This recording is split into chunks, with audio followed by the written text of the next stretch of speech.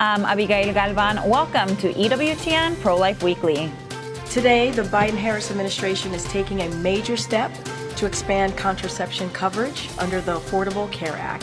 The Biden administration proposes a rule to have insurance companies cover over-the-counter contraceptives. Do you think the Democratic Party didn't respect your faith-based beliefs?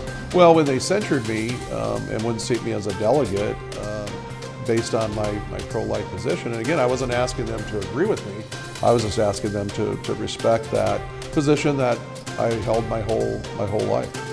A Nebraska senator switches his political affiliation to stay true to his pro-life stance. We are creatures. We have been created, and that's true of the unborn. A free course on Catholic pro-life teaching aims to help students become better versed in honoring and protecting life in all of its stages.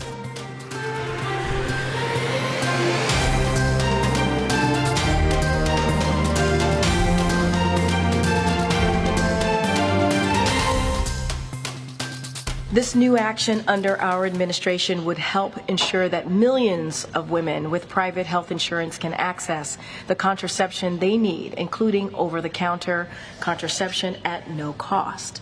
On Monday, the Biden administration announced a proposal to require insurance companies to cover over-the-counter contraception, including condoms, birth control, and Plan B. The mandate also removes a prescription requirement for birth control pills. The proposed rule would affect an estimated 52 million women of reproductive age with private insurance plans. State attorneys general of Kansas, Idaho, and Missouri have filed a new lawsuit against the Food and Drug Administration. They hope to reinstate safety requirements for the abortion pill that were relaxed in 2016 and 2021. This comes after the U.S. Supreme Court rejected a similar lawsuit in June. The complaint seeks to require 3 in-person patient visits to prescribe mifepristone instead of no doctor's visits, make it illegal for minors to receive the abortion pill, prevent the medication from being mailed, and prohibit the use of the deadly drug after 7 weeks of pregnancy instead of 10. The state of South Dakota has some of the strongest pro-life laws in the nation. Abortion is only allowed in cases to save the life of that mother, but that could all change this November.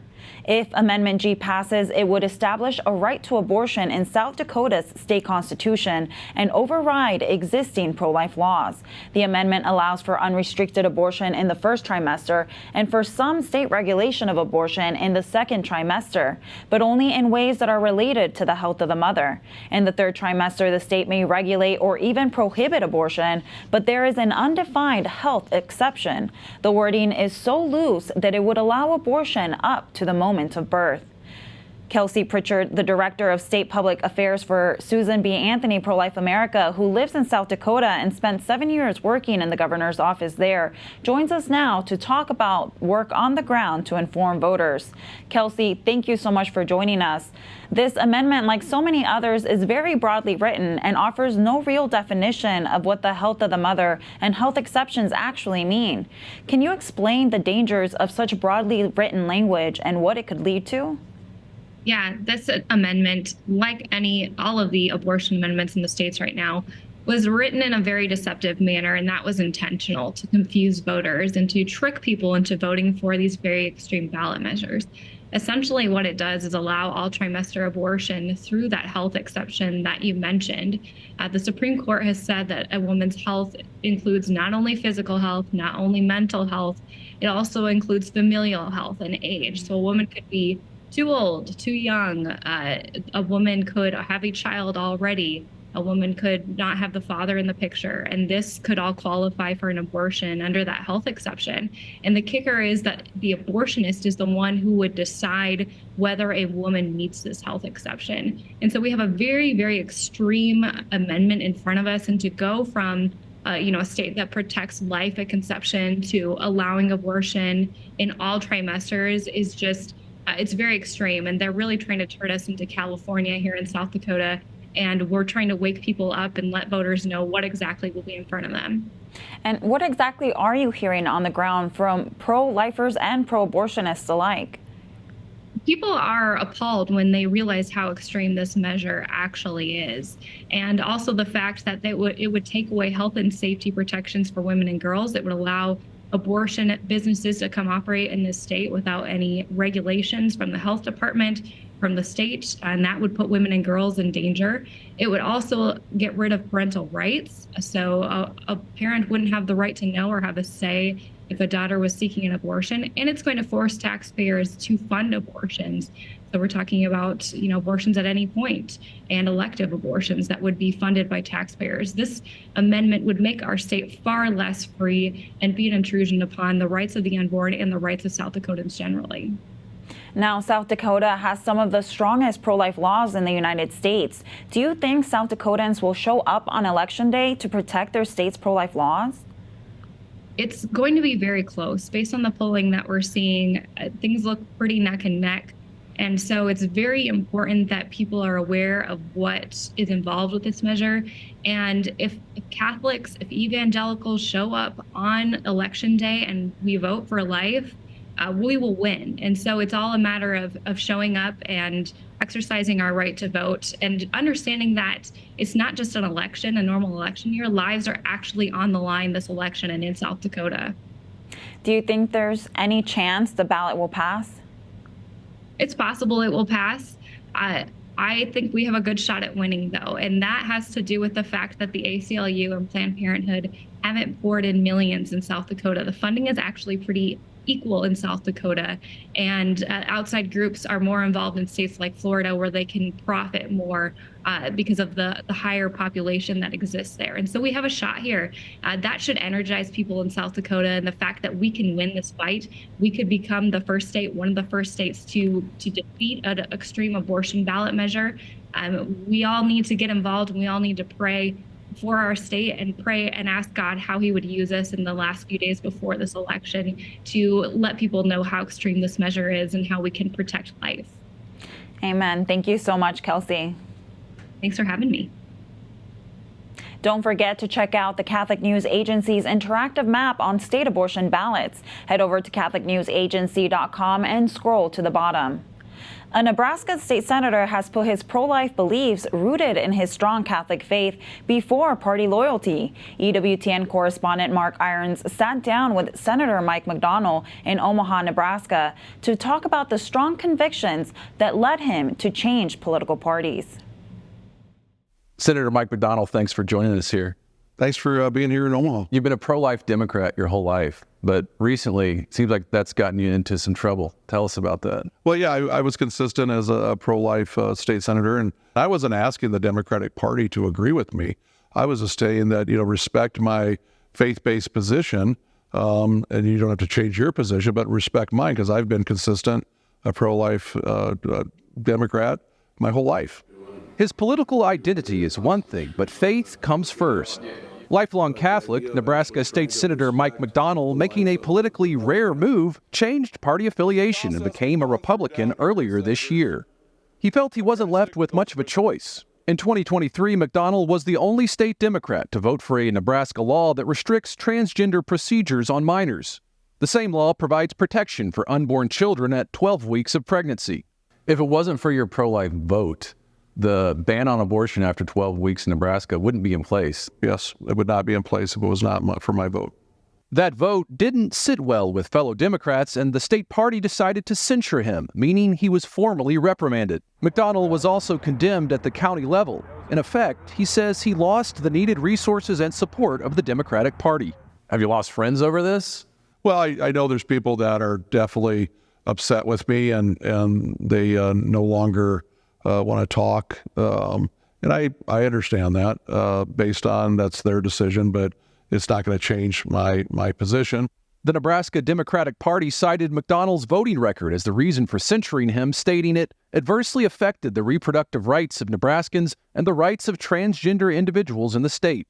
McDonald responded, "I am a Christian. I am a lifelong member of the Roman Catholic Church. I am pro-life. The censure of me from the Nebraska Democratic Party will not change my pro-life vote."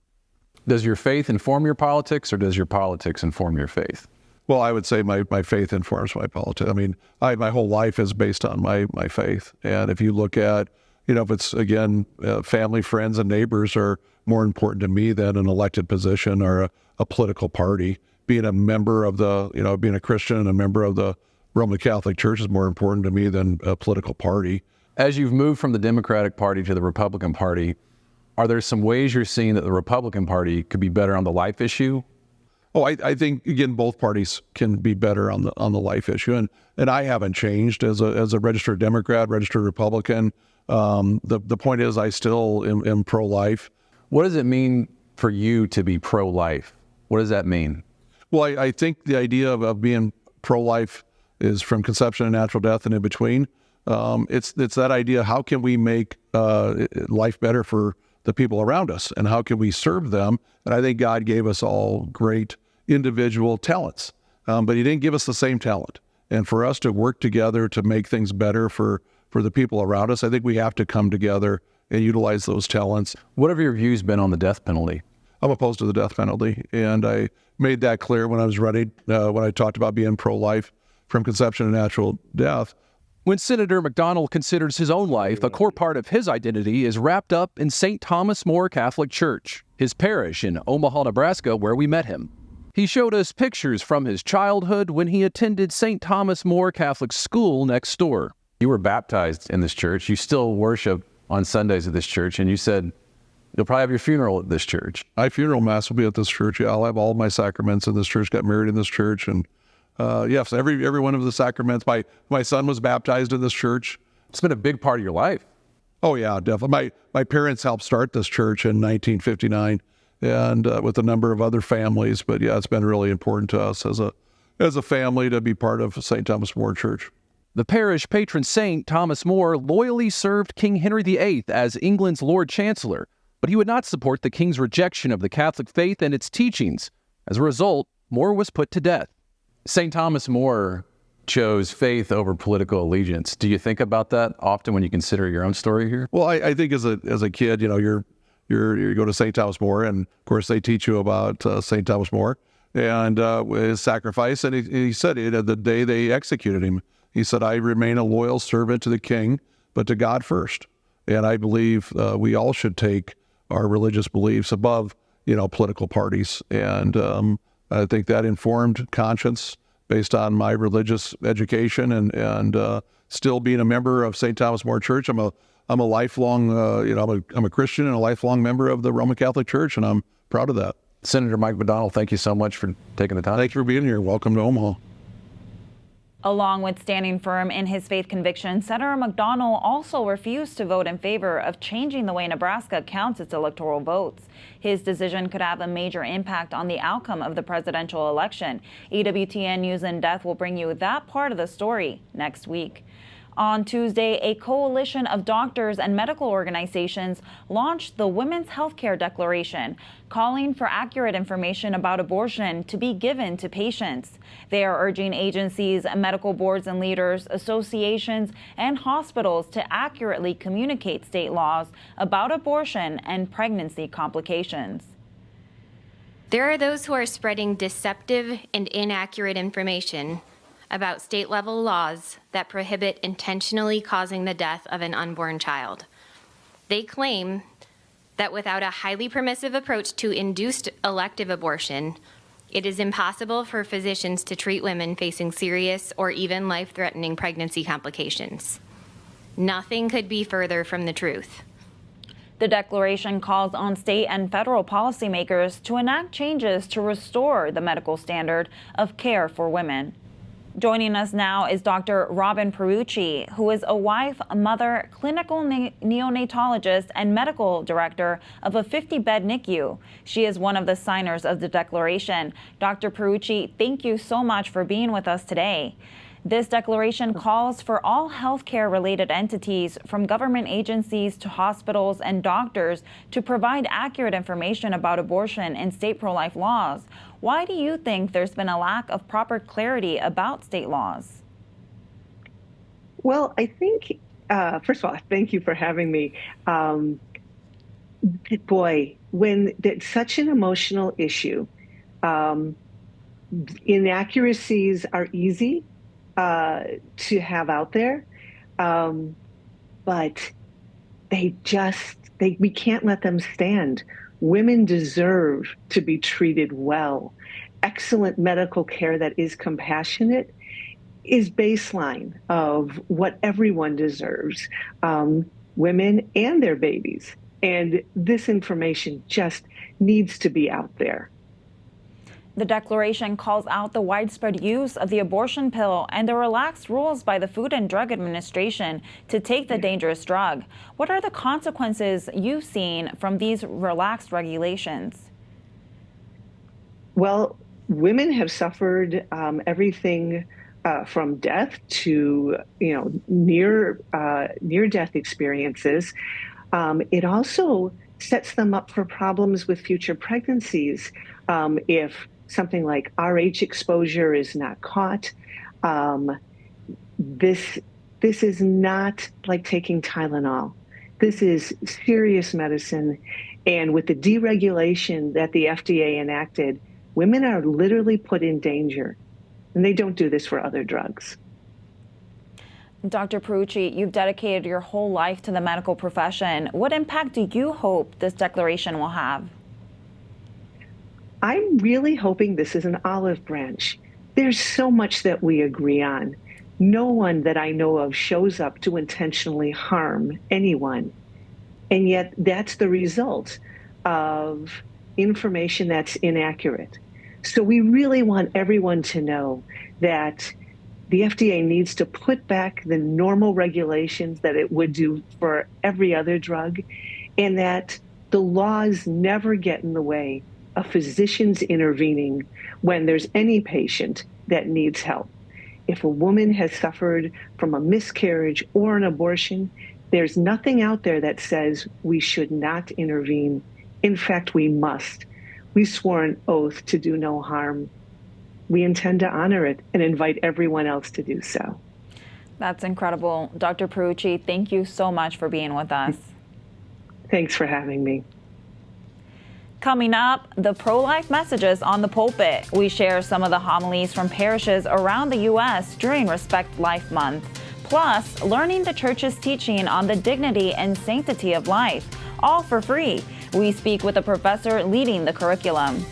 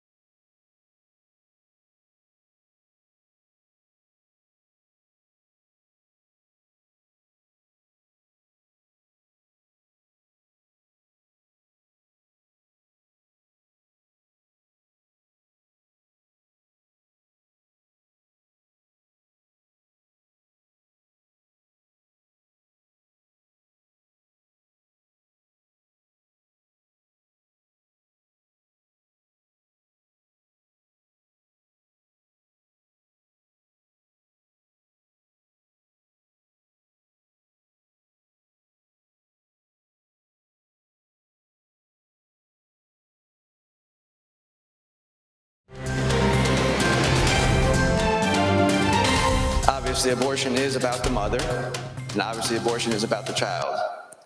But abortion, too, is about the father. The desire for a permissive abortion policy would disappear if men, universally, promoted and pursued a culture of moral sexual behavior. I'm speaking to all men. On Sunday, Ave Maria University in Florida held a rally urging students, alumni, and all voters to vote no on the upcoming state abortion amendment. The event featured multiple speakers and special guests, including lawmakers, church leaders, and even actor-producer Eduardo Verastegui. Ave Maria University is offering a free course to help educate Catholics and non-Catholics about the value and dignity of life. The online course explores the tension between the Supreme Court's treatment of legal rights and the Catholic understanding of life, rights, and natural law. It aims to help students become better versed in life issues, including abortion, euthanasia, capital punishment, and even work, property, and family life. Dr. Shauna McGuire-Sugru, professor of politics at Ave Maria University, who teaches the course, joins us now to tell us more. Shauna, it's such a pleasure to have you here with us. You start the course by laying out the spiritual dimension of human life and our capacity for prayer. Why did you choose to start the course this way? And can you explain the role that cultivating an interior life has with the pro-life movement? Thank you for your excellent question and for the invitation. I started with a view of the human person because it's impossible to understand a Catholic approach to rights without understanding our anthropology. And a person is a composite of body and soul. And the spiritual dimension and is that which has made us in the image and likeness of God. And so to ground any kind of discussion of life, including why abortion is deeply problematic, it's essential to understand why we as persons have infinite value. As misinformation spreads during this election season and political talking points diminish the dignity of life, how do you see this course helping? Well, interestingly, we didn't create this course with a view to this political season. We had started it long before. It has proven to be providential that it has been released at this time. But I think that it is helpful for those who might not understand the Catholic view of the human person and our view of abortion or euthanasia or the value of work or sexuality to have a deeper appreciation of the philosophical foundations from which Catholics operate.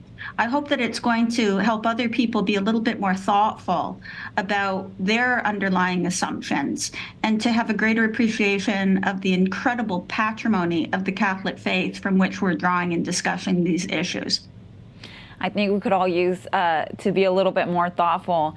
Now, in your course, you talk about abortion and euthanasia. How do you approach the issue? Well, in talking about abortion and euthanasia, it's helpful to think about creation, that we are not self-created beings. And oftentimes discussions about abortion and choice suggest that we get to create our own destiny. Mm-hmm. But each of our lives is a gift. It's a pure gift from God. We are creatures. We have been created. And that's true of the unborn. And from God's perspective, there is not this vast distinction that exists between us as fully grown human beings and an embryo. And so to ground it in a different perspective that gets us away of this talk of difference between those who are fully mature and those who are at early stages of their development, I thought it was really helpful to talk more about creation and also to talk about why the alternatives are incoherent philosophically, especially the quality of life perspective, which is just simply arbitrary. I thought that was like an excellent approach. And where does the family life, work, and property come into the course? Well, these are all dimensions of our personhood. And so while we're talking about abortion or euthanasia, this is about the value of our bodily being united with our soul. In our everyday lives, we also have rights because we are called to engage and serve others in love. And so that's where the dimensions of work and family life come in, is the anthropology that gives dignity to our labor, that understands that we are co-creators with God, and that's what we do with our labor, and as well our sexuality. We are co-creators when it comes to our sexuality. Thank you so much, Dr. Sugru. Thank you. You can learn more about the course and sign up for it by visiting thepursuitofwisdom.org. As we've reported, October is Respect Life Month. During this time of year, priests across the U.S. are offering homilies to highlight the dignity of life. We wanted to share a few brief excerpts of some homilies we thought were very well said. Throughout Respect Life Month, we celebrate God as creator, as the source of all human life. God created each one of us uniquely in his own image and likeness, and that his very spirit lives and dwells within each one of us.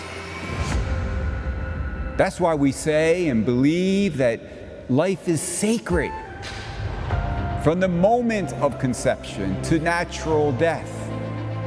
First and foremost, we are created in the divine image to recognize the gift of life that surrounds us in creation, in one another, and here's the difficult part, in those we don't understand. Each one of us is a member of God's family. To respect life, my friends, means to give it dignity at every stage, in every circumstance, with all its beauty and challenges, sacrifices and struggles, with all its wonders and complexity. But on this Respect Life Sunday, my dear friends, we cannot overlook the ways in which our culture does not respect life, and in fact, dismisses or even disregards life. It happens in the abortion mills that are still legal in states around the country. It happens in nursing homes where the old and the frail are ignored or warehoused or so often treated as burdens. It happens in laboratories where embryos are treated like commodities to be harvested instead of lives to be nurtured. Every life bears the thumbprints of the Creator. Every life, in fact, is a miracle.